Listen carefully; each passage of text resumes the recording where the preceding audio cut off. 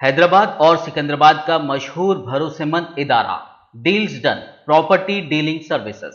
روس اور یوکرین جنگ کی وجہ سے خوردنی تیل کی قیمتوں میں پہلے ہی اضافہ ہو گیا ہے۔ مقامی طور پر طلب میں اضافہ ہو جانے کے بعد انڈونیشیا نے پام آئل کی برآمد پر پابندی عائد کر دی، جس پر 28 اپریل سے اطلاق ہوگا۔ ہندوستان ہر سال اوسطاً 13 ملین ٹن خوردنی تیل درآمد کرتا ہے، جس میں پام آئل کا حصہ 8.5 ملین ٹن ہے۔ ہندوستان میں پام آئل کی ضرورت کا نصف سے زائد تقریباً 40 lakh ton palm oil Indonesia سے درآمد کیا جاتا ہے۔ انڈونیشیا کی پابندی کے باعث یہ درآمد مئی سے معطل کر دی جائے گی۔ نتیجے میں ہندوستان میں پام آئل کی قلت پیدا ہو جائے گی اور طلب میں زبردست اضافہ ہوگا۔ تجارتی ماہرین کا کہنا ہے کہ اس کی وجہ پام آئل کی قیمتوں میں اضافہ ہو جائے گا۔ انڈونیشیا کے پام آئل کی برآمدات پر امتناع کا اثر نہ صرف ہندوستان بلکہ ساری دنیا پر پڑے گا۔ دنیا بھر میں ہر سال 240 ملین ٹن خوردنی تیل کا استعمال ہوتا ہے، جس میں پام آئل کا حصہ 80 ملین ٹن ہے۔ اس کا 50% 40 ملین ٹن انڈونیشیا سے آتا ہے۔ اگر انڈونیشیا سے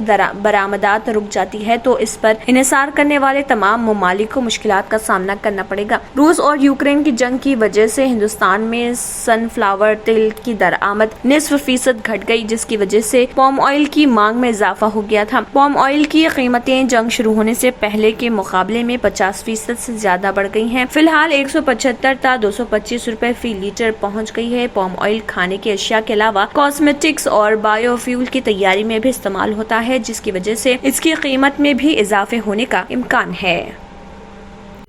Deals Done Property and Construction Dealing Services. Experience the difference. Custom remodeling and renovation. Complete kitchen remodeling. Complete bathroom remodeling.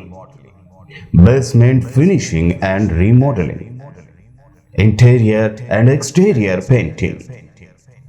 Electrical installation and repair. Plumbing installation and repair. Address: Kings Colony, Shastripuram, Hyderabad.